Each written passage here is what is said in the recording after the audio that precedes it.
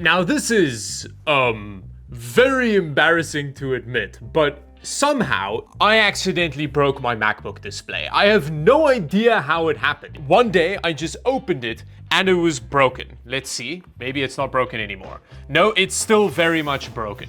That's what it looks like now. So who knew? Apparently MacBook displays are as fragile as my ego in a gym locker room. So in today's video, I'm gonna go through the process of repairing my own MacBook display, which should go very well. Now the first thing you need to do is source a new display, which is not that straightforward to do because there's a bunch of different product codes you need to worry about, and because it's a whole display assembly, it needs to be the same color as your MacBook. Eventually I found one on Amazon for 735 Canadian dollars, which is a huge amount of money for a display replacement, but at least it's a new one, right? And it's way cheaper than paying Apple to do the repair for you. They quoted me roughly 1,200 Canadian dollars. But so now that we have our display sourced, it's time to remove the old one. If I remember correctly, with the MacBook, there's like a sliding clip mechanism, which is a real pain in the ass to deal with. But maybe now that I know about it, it'll be easier. It wasn't. Oh, I'm so scared of breaking it more now. Ah, it's so sharp. But after ages of tugging, pushing, pulling, and even reading manuals on how to do it, I was still struggling to get the back off. Until I decided to just really go for it. Ah! Whoa, that's what you need to do to it? Considering that this thing is as fragile as glass, that's not a nice process. Yay, we're inside. So these are the clips that you need to release. And then this is the sliding mechanism that holds it in place. And then with this off, it reveals the inside of our beautiful MacBook. Oh wow, you can really see that I cheaped out on storage on this thing. Look at how much empty space there is around here. Right after this, I consulted the iFixit guide on how to replace the screen, which says before you start the repair, you need to have your laptop's battery at below 25%, otherwise it might explode during the process. So when I saw that the laptop was still at 50% battery, I decided to run Cinebench in an interesting way until our battery drained low enough. Okay, so after half an hour of running Cinebench multi-core, we've dropped from 50% to 16, which should be enough for us to not have our laptop explode. Considering that this has been running Cinebench for half an hour, there's basically no heat in here. Step 1 is to remove this trackpad cable, which is our first different kind of screw. Very exciting. And then we remove the bracket. Like that, it's a little tiny metal thing that comes off. We have to pop this bad boy off. Oh, that doesn't happen in the way that I want it to. Oh, there we go. It says we need to move this cable out of the way, but without creasing it, because I think if we crease it, it might be broken. We need to uncover this. There we go. I think it's unlatched now. Oh, it's so delicate. How am I gonna put all of this back together? The next step is to, I guess, undo the other side of this cable. Now, I just want to quickly give you a bit of context. This stuff is all so tiny, I have to use a macro lens so that you can actually see what I'm doing. My eyes aren't macro lenses. This is difficult. So can I just remove this now? There we go. So this tiny little bastard is the battery data cable. So now only, after all of that, which already involved a bunch of metal near bare PSB, now only do we get to the point where we can remove the battery cable, which I think is this bad boy over here. There's like tape covering that screw hole. So that's the kind of thing that I think if you as a user break that tape, that it's just going to void the warranty on the laptop. But I'm not sure, I'm just assuming here. That's just how tech be. We're going to break it. Wow, this is quite the connector. Look at this screw that holds the battery connector down. Fascinating. We're going to do this. It's actually already disconnected. So they say we have to lift it high enough that it's not going to accidentally make contact and I guess set fire to the laptop while we're doing the repair, but not higher than 45 degrees, otherwise you break the connector. Does that look like 45 degrees? I'm not sure. But aside from the 45 degrees, look at those contact patches. Very cool. Now I'm gonna be big brain here, and I'm gonna put a bit of electrical tape there. Which, watch that somehow cause problems later down the line, but there we go.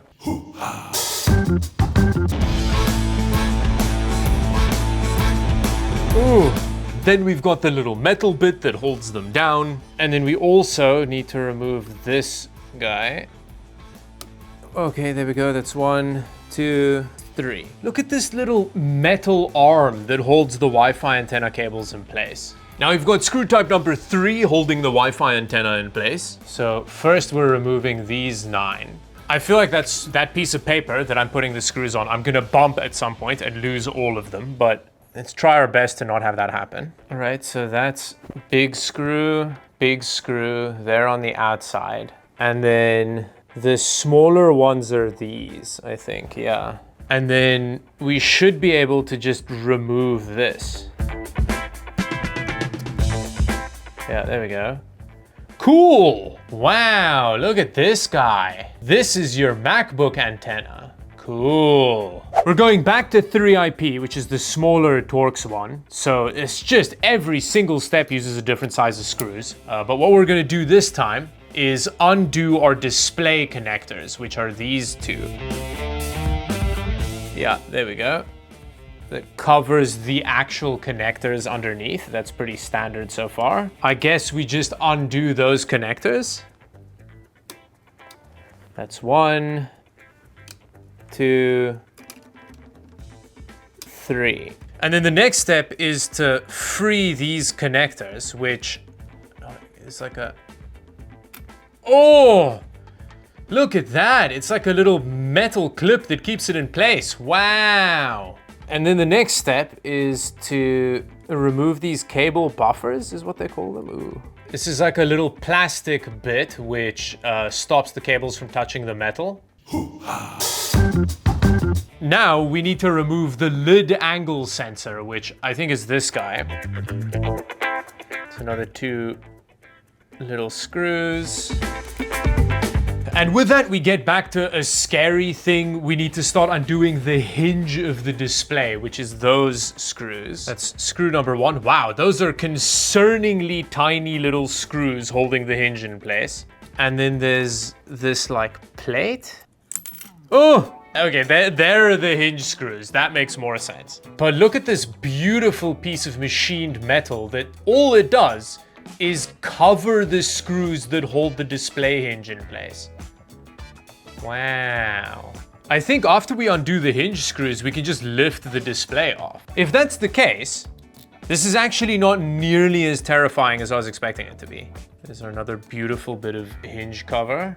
And then the next step is loosen the hinge. This adds a 4th different screw head. Oh, that's a tight screw. And it's held in place by 6 of these pretty beefy screws. And then I think our display is just loose. So it's telling me to open it. Oh, I didn't do this the correct way around. I still need screws attached. Oh! Okay, so there's our display. And then I need to kind of just manhandle it out.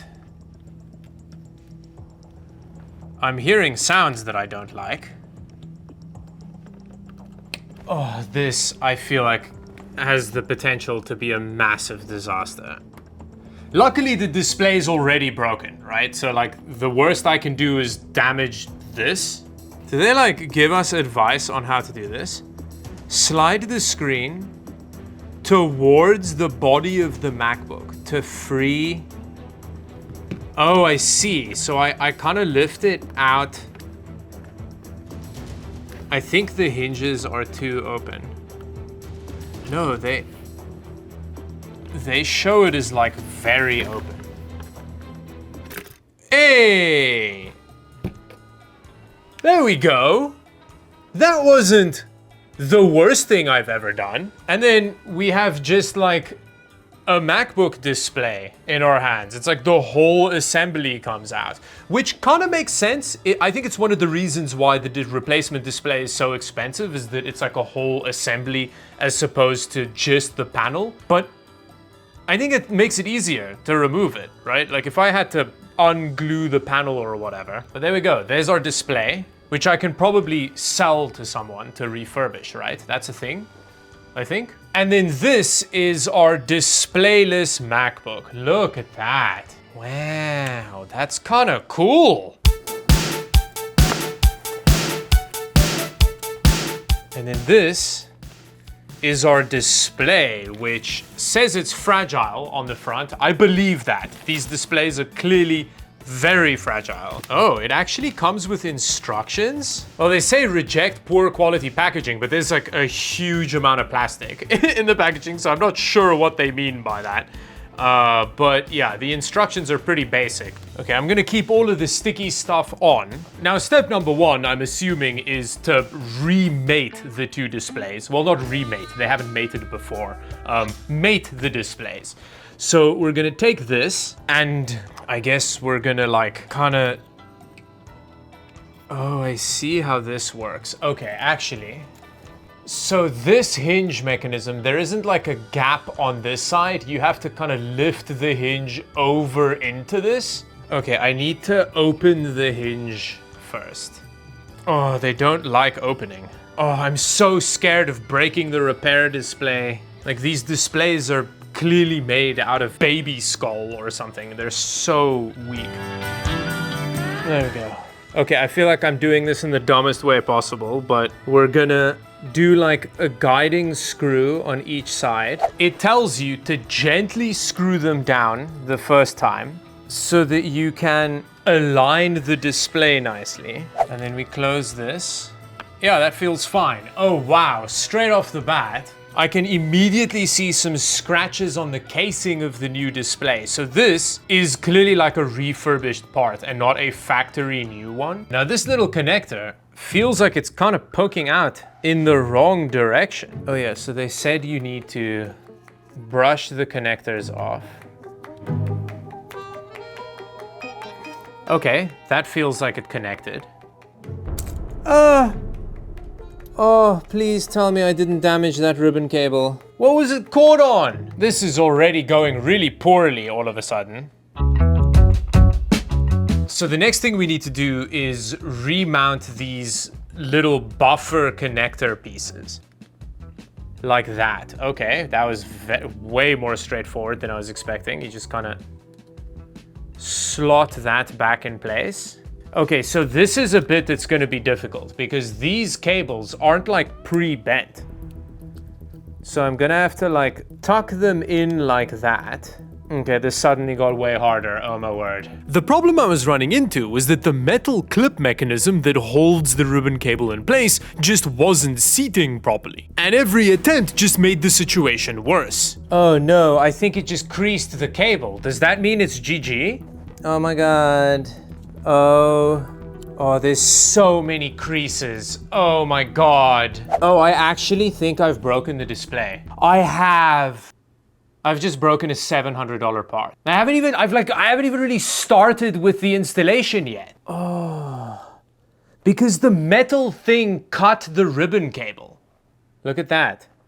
The thing is, I am gonna continue because I don't think that, oh, it's such a bad cut, but I don't think it's actually hit the cable yet. It's just like the sheathing around it. I think it'll be fine. And that's definitely a cope, but this is an insanely shitty little connector. Like it comes out easily, but putting it back is a nightmare. Like, why is that side not fitting in? This side fits perfectly, but then that bit doesn't. Like, I don't understand why this isn't working. Because what I'm scared of is that I'm gonna turn the laptop on and it's gonna short. Next, in a feeble attempt to try and prevent this possibility, I just added a bit of electrical tape to it and decided to carry on with the replacement. I first attempted the other cable, which I hadn't torn yet, just to see if this was an ID10T issue or if there was something wrong with the connector. connector. And while it was still a faff, once I got the ribbon cable in the correct spot, it just kind of clipped in. Okay, so this one worked. And then eventually, through a lot more struggle, I even got the connector clipped into place. Oh my god, I actually got one in. Which when I retried the torn cable side, didn't work in the same way. The metal clip just didn't align properly. So I eventually just gave up on aligning the bent side and then got to the next struggle of trying to get the connectors to clip into the motherboard, which was also a nightmare. I don't understand what was going on here. They just wouldn't clip in place. Every step of this connector process has been a nightmare. I don't understand why this is happening. Like, why isn't it going into the hole? And I know I'm pretty much making excuses here, but it worked on the one side and it didn't on the other. It makes me feel like the display had to have come with one of the connectors damaged. And then the problem was, as I got increasingly tilted by the connector not clipping in place, I was using progressively more force, which was slowly bending the connector out of shape. But eventually, after ages of suffering with this fragile little device, I somehow got the connectors in place. Now, I think there's almost a 0% chance that this actually works. Like, I'm pretty sure I've done irreparable damage. But let's give it a try. Let's see what happens. Luckily, the rest of the reassembly went down with no problems, which meant it was finally time to see if I've destroyed another display. Oh, okay. Is it on? I mean, the battery might be dead. Like, let me get a... Oh, there we go. I mean, it's making laptop noises. But despite making laptop noises, it made me wait ages before finally outputting a signal over the external display. That's such a bummer. That means that I've broken 2 MacBook displays now. I even went back and tried reseating the connectors, but I still wasn't getting a signal out of the MacBook display. But at least the actual MacBook was still fine, so I decided to remove the display and make a dedicated Mac keyboard. Now on the inside, I pretty much just removed the display, but I did also replace all the little connector covers so that they're protected if I did want to add a display back in later down the line. But other than that, this is now essentially just a portable Mac desktop keyboard thing. And there it is, our displayless MacBook, which it looks so ridiculous, but I don't know, it's kind of cool. Conceptually, it's like a very powerful keyboard. I guess that's how we're gonna look at it from now on. On the front, you can see there's like the antenna plasticky bit, which, I don't know, that just looks like better airflow to me. But let me clean up my desk and turn this into a proper setup so we can have a look at it. Oh wow, that looks so snazzy. Let's turn it on. Hey, there we go. It just straight up reads it as this being the display. Okay. Wow, that works weirdly well. Let's quickly go look in system settings. Okay, now it still seems to think that the built-in display is attached, but I've set it so that this is the main display, so it kind of functions like it's not there. We do lose our cursor through the side, but other than that, it works. It works way better than I was expecting it to, actually. I mean, I was never a huge fan of the MacBook display, so I'm just gonna say that this was the goal the whole time. I just wanted to make a Mac keyboard. That makes sense. Which brings us to the end of the video. Subscribe if you enjoyed it, and until the next video, thank you for watching. Bye-bye.